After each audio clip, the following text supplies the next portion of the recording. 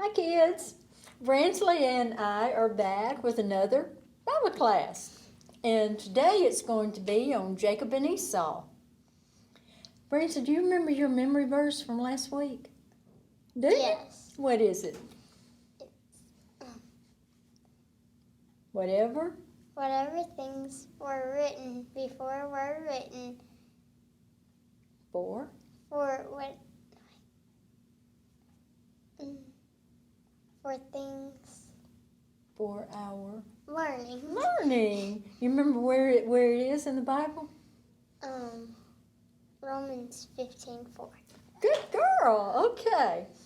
All right. So now our lesson last week was about Abraham and Sarah and Isaac. So this week it's about Jacob and Esau. And what book do you think it's in? Genesis. Genesis, that's right. Chapters 26 and 27. Now, we've already gone over our locations with all the seas, so we won't do that again. But can you remember the name of the place and where Abraham was born?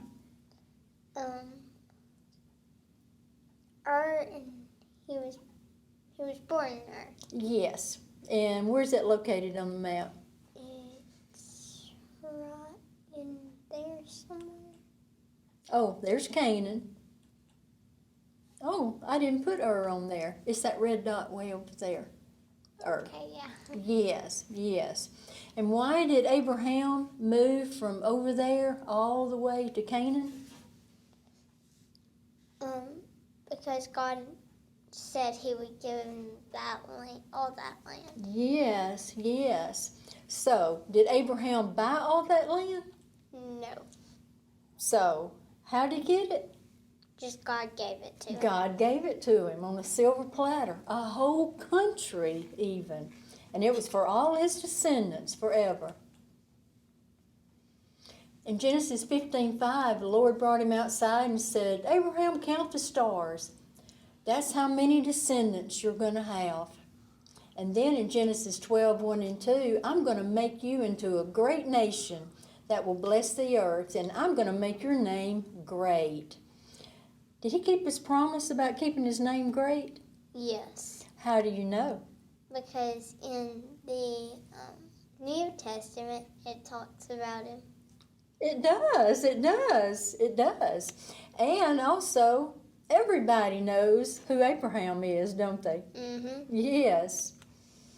Then in Genesis 13:15, he said, and all the land which you see, he said, look at the north and the east and the west and the south.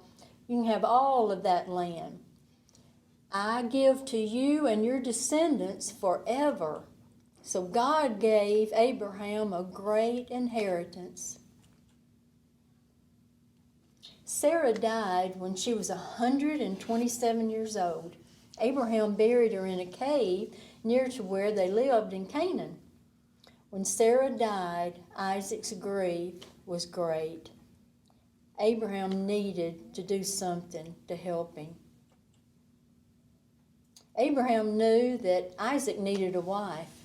A wife could comfort him while he grieved the loss of his mother.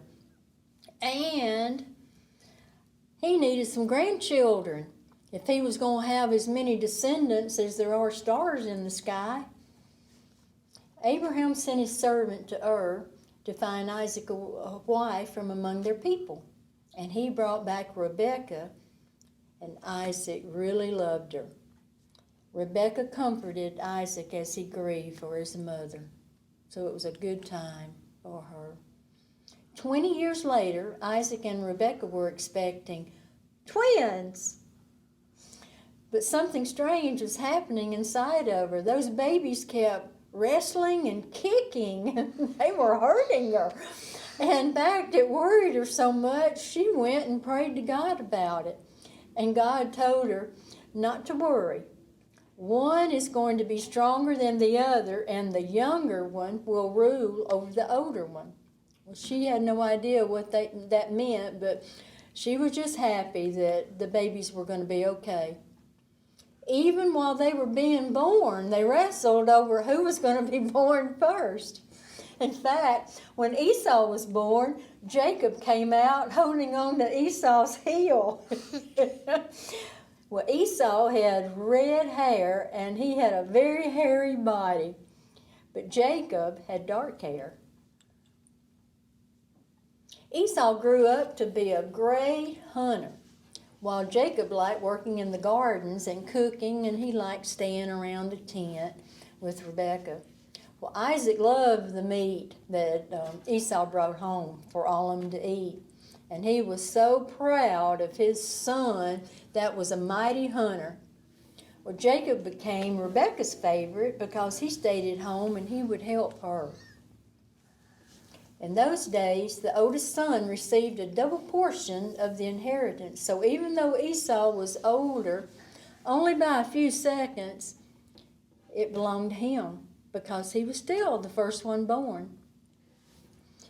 Well, when we talk about an inheritance, the Bible says in Genesis 13:2, and Abraham was very rich in livestock, in silver, and gold.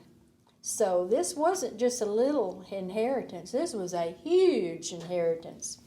And besides that, the oldest son also became the head of the family, and he ruled over the entire family and all the servants. So it was a big honor that very few people were given. So Wordbird's word of the week is inheritance. Now, the word inheritance means the transferring of possessions from one person to another after their death. One day Esau came home from a hunting trip, very, very hungry. And he hurried over to the pot of stew that he saw Jacob was cooking. And he wanted some of it. And Jacob said, "You can have this stew if you'll give me your birthrights as the firstborn son." Esau only cared about the stew. It became much more important to him right then than his birthright. Jacob couldn't believe it was that easy. He didn't really expect him to take it. But Esau acted like he didn't even care about his rights as the firstborn. Well, Esau gobbled down the stew with no regrets over what he had done, and we know that because in Genesis 25:34, it says, "And Jacob gave Esau bread and stew. Then he ate and drank, arose, and went on his way. Thus Esau despised his birthright," despised it. Now, why does the Bible say that he despised it? That's a strong word, to despise something. Well, in another version, it says he ate and drank, arose, and went on his way. Thus Esau showed how little he valued his birthright. Well, we know that it had a very little value to him because he sold it for such a small amount. He acted as though all the riches of Abraham and all of that land in that entire country of Canaan wasn't worth any more than a bowl stew. He also showed a lack of respect for his father Isaac and Abraham and God, because who gave them that inheritance? God. Now, what if God gave you a big diamond ring and you just traded it for a bowl of soup or something? It would mean it didn't mean very much to you, wouldn't it? Mm-hmm. Think it hurt God's feelings? Yes. So, the question is, why was that such a terrible thing that the Bible really condemned it? Say these were your great-great-grandparents and their 5 children. And this is Amy and Danny. And their parents were always talking about their heritage as a family. If you notice the necklace on the great-great-grandmother's neck, She brought that all the way from overseas when she came to the United States or America to start a new life. And her husband brought his father's pocket watch. One day, they gave her that necklace. It was solid gold and worth a lot of money. And they gave Danny the pocket watch. And they explained to them how valuable those two items are, not only money-wise, but they couldn't be replaced. I mean, they were just one of a kind. So they were proud that they got them. And and the parents said take very good care of those things. Well, one day, Amy and Danny forgot their money while they were with some friends. And they were hungry. And their friends were gobbling up pizza. You know what they were tempted to do? You know, we could buy us a pizza if we traded that necklace. And Danny said, you know, or the pocket watch. They were really tempted because they were hungry and, oh, that pizza looks so good. That melted cheese and, oh, their friends were just gobbling it up. They just couldn't hardly stand it. Well, what if they had traded it? It would show how little they valued those two items for such a small amount. Are those two items worth a pizza? No. No. And not only that, it would show how little they respected their parents and their family. I mean, how would their great-great-grandparents feel about them trading those two valuable things over a meal? They'd be upset, wouldn't they? And their parents would be upset. It would show what poor judgment that they have if they did that. But you know what? They decided it wasn't worth it. They decided that those things are worth a lot more than them just being hungry for a meal. Well, you know, the Bible says that we have an inheritance. We have an inheritance from God.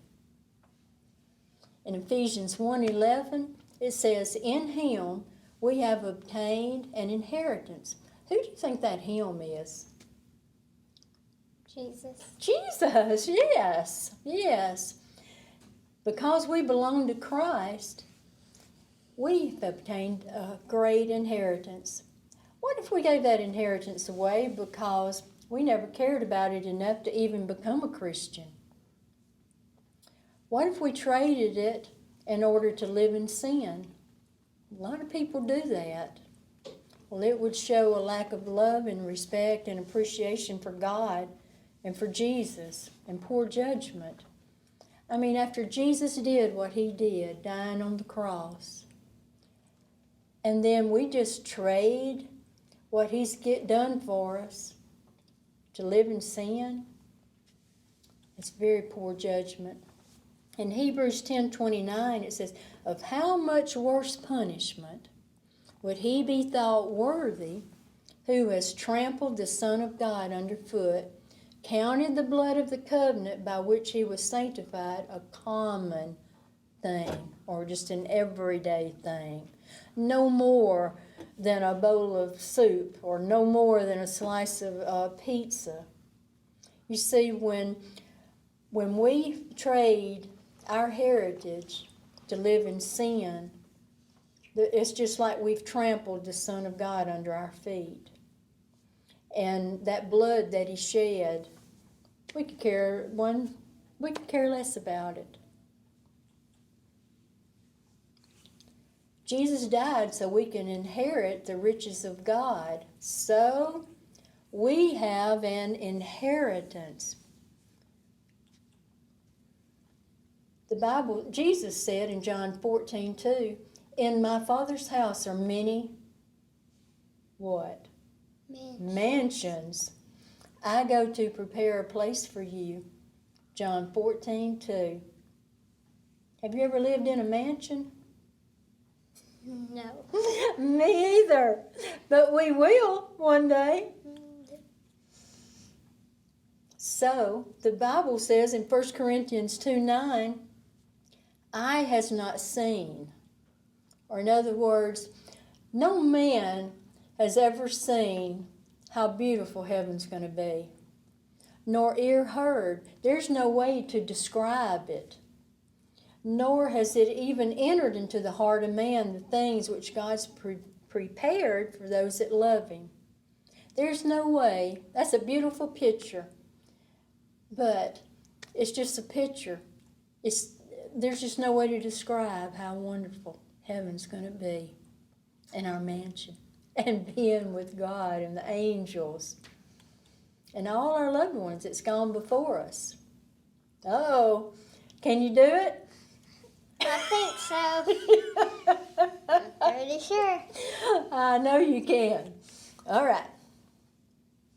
Our verse today is, in my Father's house are many mansions. I go to prepare a place for you. John 14:2. All right, let's say it together. In my Father's house are many mansions. I go to prepare a place for you. John 14:2. On your mark, get set, let's go. In my Father's house are many mansions. I go to prepare a place for you. John 14:2. Got it? In my Father's house are many mansions. I go to prepare a place for you. John 14:2. In my Father's house are many mansions. I go to prepare a place for you. John 14:2. Okay, John 14:2. In my Father's house are many mansions. I go to prepare a place for you. John 14:2. Good girl. In my Father's house are many mansions. I go to prepare a place for you. John 14:2. You want to say it one more time before we go? John, in my Father's house are many mansions. I go to prepare a place for you. John 14:2. Good girl. In my Father's house are many mansions. I go to prepare a place for you. John 14:2. Good. All right, you're on fire. Ready? In my Father's house are many mansions. I go to prepare a place for you. John 14:2. Good girl. Do you remember your verse from last week? Therefore, whatever things were written before were written for our learning. Romans 15:4. Good girl, you're on fire. All right, before we close the lesson out, we need to go over our books of the Old Testament. Remember, kids, don't forget them. You need to chant them every day. I don't want anybody to leave my class and promote to the next class without knowing them. So let's say them pretty fast. Genesis, Exodus, Leviticus, Numbers, Deuteronomy, Joshua, Judges, Ruth. 1 Samuel, 2 Samuel, 1 Kings, 2 Kings, 1 Chronicles, 2 Chronicles, Ezra, Nehemiah, Esther, Job, Psalms, Proverbs, Ecclesiastes, Song of Solomon, Isaiah, Jeremiah, Lamentations, Ezekiel, Daniel, Hosea, Joel, Amos, Obadiah, Jonah, Micah, Nahum, Habakkuk, Zephaniah, Haggai, Zechariah, Malachi. So, you think we can say them faster? I know. Let's try it. Genesis, Exodus, Leviticus, Numbers, Deuteronomy, Joshua, Judges, Ruth, 1 Samuel, 2 Samuel, 1 Kings, 2 Kings, 1 Chronicles, 2 Chronicles, Ezra, Nehemiah, Esther, Job, Psalms, Proverbs, Ecclesiastes, Song of Solomon, Isaiah, Jeremiah, Lamentations, Ezekiel, Daniel, Hosea, Joel, Amos, Obadiah, Jonah, Micah, Nahum, Habakkuk, Zephaniah, Haggai. Oh, boys and girls, we hope you'll join us again next week. We had fun. Hope you did. And I'm sending you some stuff through the mail. Questions about our lesson today. Bye. See you next week. Bye.